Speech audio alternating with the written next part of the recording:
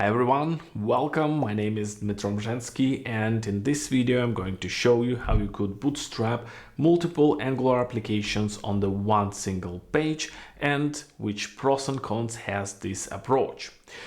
I personally have never used it in my real applications because I didn't have such use cases, but I'm pretty sure that for some of you it could be a solution, or at least it could be a good entry point for the further investigation.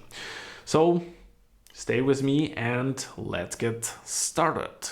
So we've got the following simple application that consists of two main modules. The first one represents the main application and another one is a module that provides some chat functionality, or it might be something like an assistance bot, stuff like that.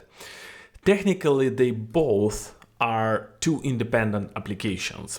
The only thing that creates a connection between them is an event that is being fired by the chat application when a new message arrives. So you can see a notification next to the chat icon, and also you can see the banner on the main application side.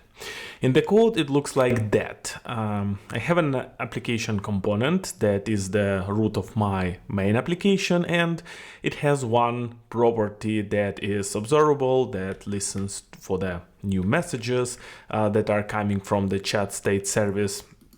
And then inside the template, we show or hide the new message banner.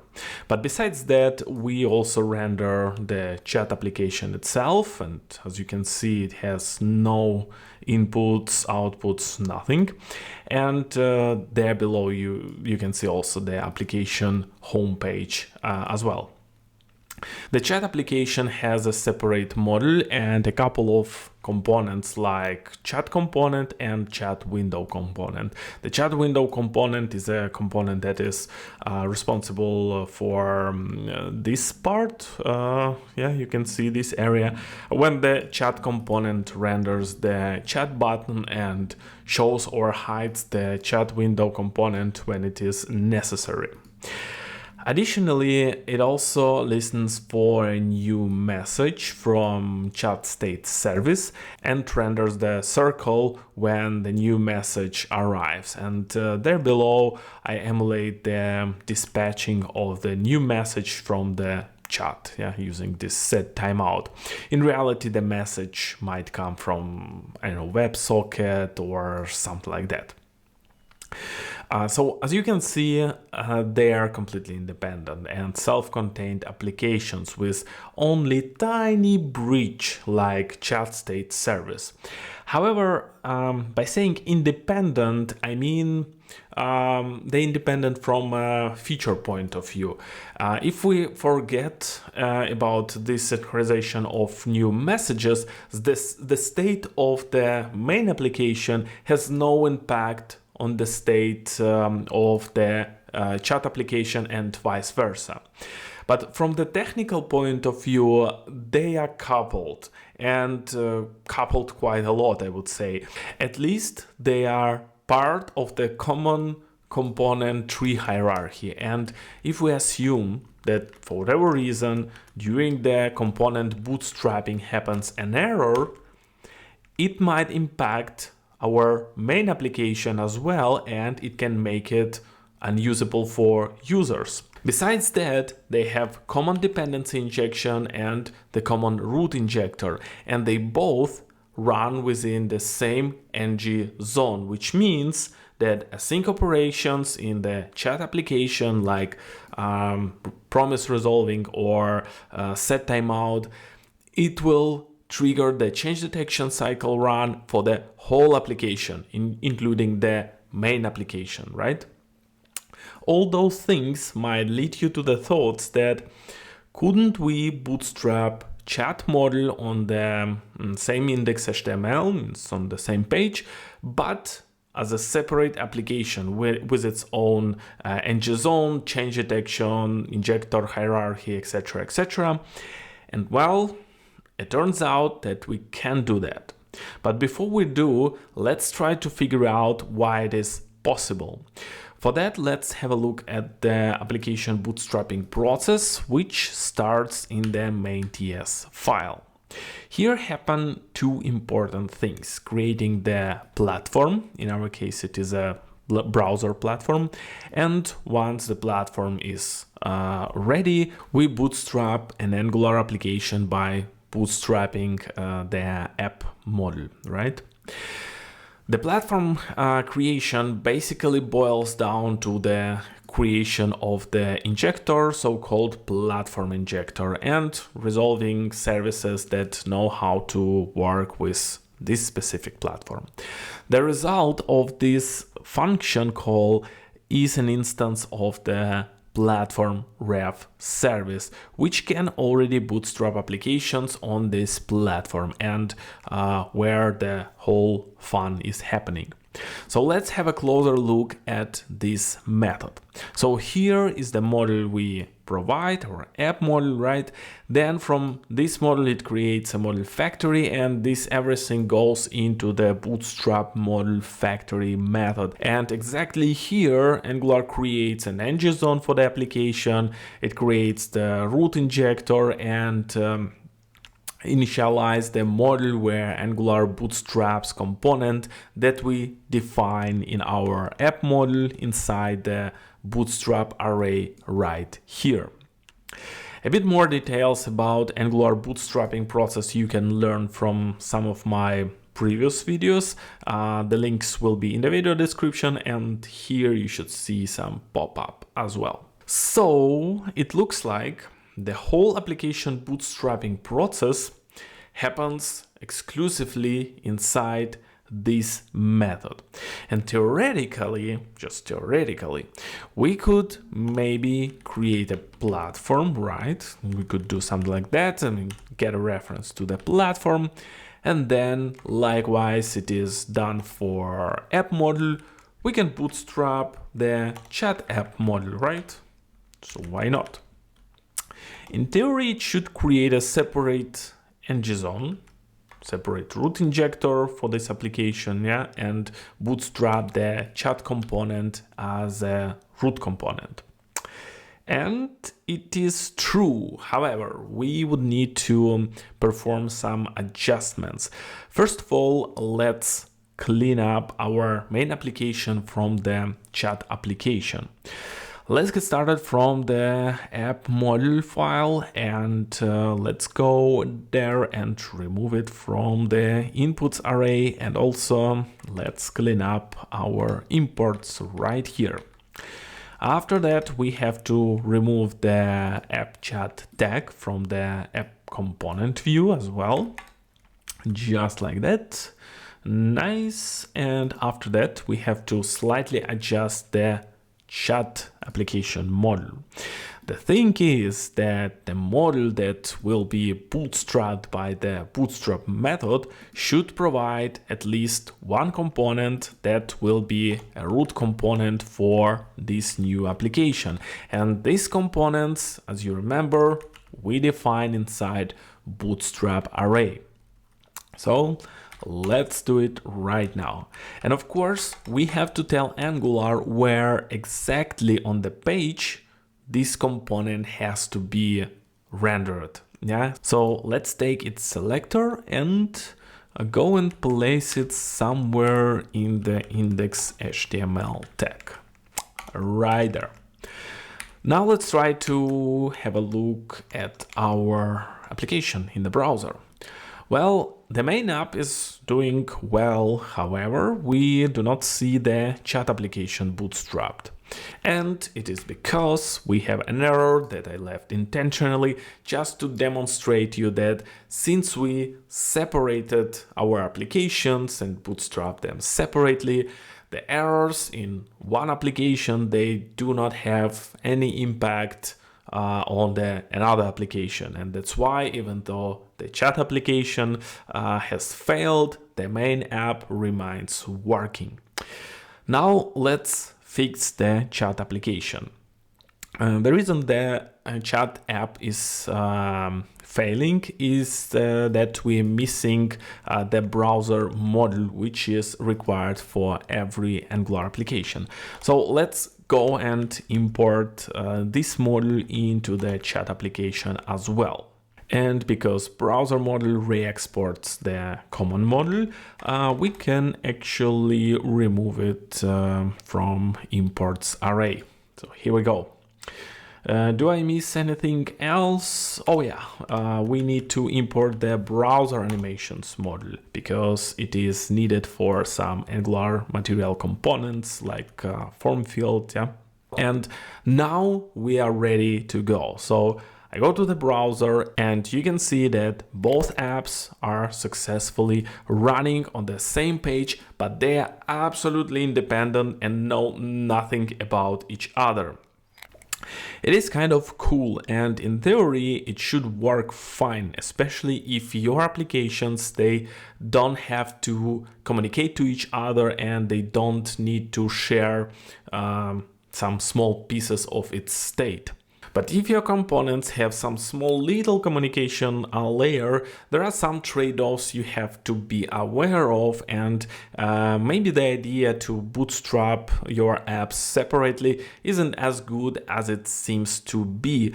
And if you are watchful enough, you probably notice that communication between my main application and the chat application was broken, and the notification about the new message appeared only in the chat but didn't appear in the main application. There are a couple of reasons for that. The first one is related to the chat state service that works as a communication layer between those two applications. This service is configured to be injected into the root injector. But the thing is that since we have two independent applications bootstrapped, each of these apps has its own root injector, which leads to two different instances for this service. One is for the main application root injector and the other one for the root injector of the chat application. I can easily prove my statement by logging the service ID that is being generated randomly for every service instance.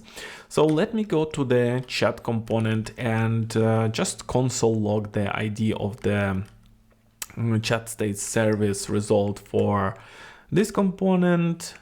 Okay, and the same thing I'm going to also do for the application component, right? So let's go there and do pretty much similar thing right here. And now if you look into the browser console, you can see that we've got two different IDs, and this is the reason why they do not hear each other. The main app listens for the event of the service registered in the main application root injector, but the event is being dispatched by the service that is registered in the root injector of the chat application. And that's why they cannot hear each other, because currently chat state service isn't a single tone for those two applications, yeah? But can we make Angular to share the service between those two apps? Oh yeah. Remember, I told you that when we create a platform, it creates also the platform injector, and this injector is a parent for application root injectors. So all applications in this platform, they share this platform injector. And we can actually configure our service to be provided in platform injector. And it is very easy to do. You just have to replace the string root with the platform. That's it. Now, if you go back, we should see that now IDs of services are the same, which proves that currently we have the same service instance. But it looks like we still don't have the desired behavior. Well, actually, the main application received the event, And I can even prove it to you by going there, and yeah, I will just add the tab operator and console log the message from the stream. And now let's go back, and you can see that the message was printed out. So message was delivered, but what else could be the reason? Any guess? And I will tell you if you don't have. The answer is change detection.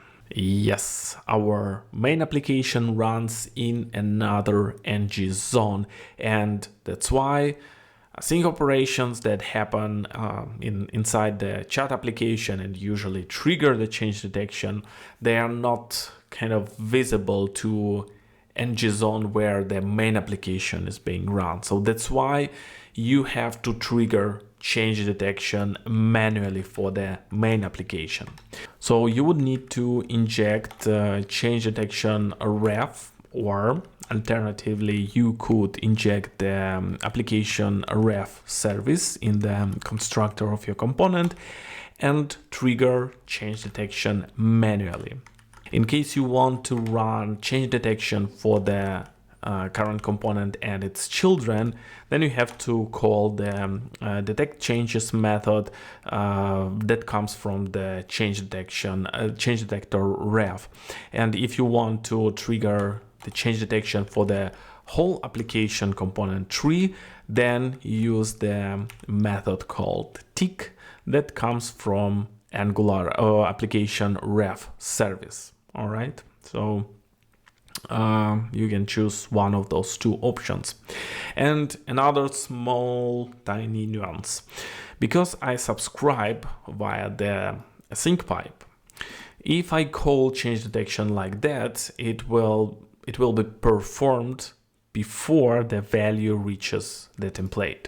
So it will be actually useless, right? So I have to run it asynchronously, as example, as a micro task, and only then the changes will be picked by the change detection. Yeah, so first the value reaches to the view, and then we schedule the change detection, and the new value will be picked, and our view will react to this change. Now, if we check our application one more time, you can see it is working again.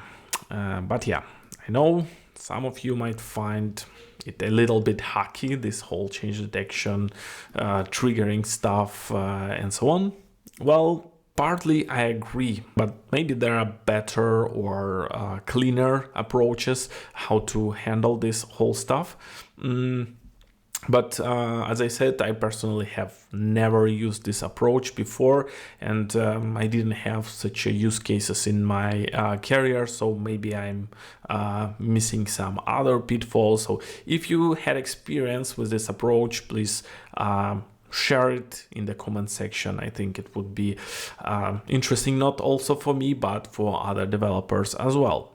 And here's the last thing I would like to share with you. And while I was recording this video, I noticed that, hey, the platform ref is just a service, right? So actually, I could inject this service somewhere in my main application, for instance, right? So I could do something like that. And then I can call the Bootstrap method on demand by calling the Bootstrap method at some point in time. I could create some button, whatever, attach the click event listener, and call some handler where I eventually bootstrap the chat application model. Yeah, I could do something like that. So it means that I don't need to do it inside the main.ts file. So let's temporarily comment it out.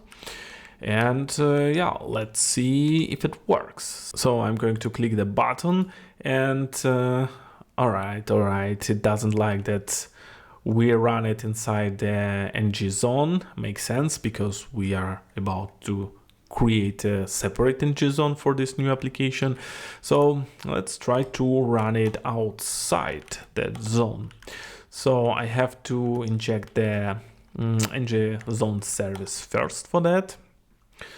Here we go, and then I can run this piece of code outside outside of the Angular zone, calling the run outside Angular method.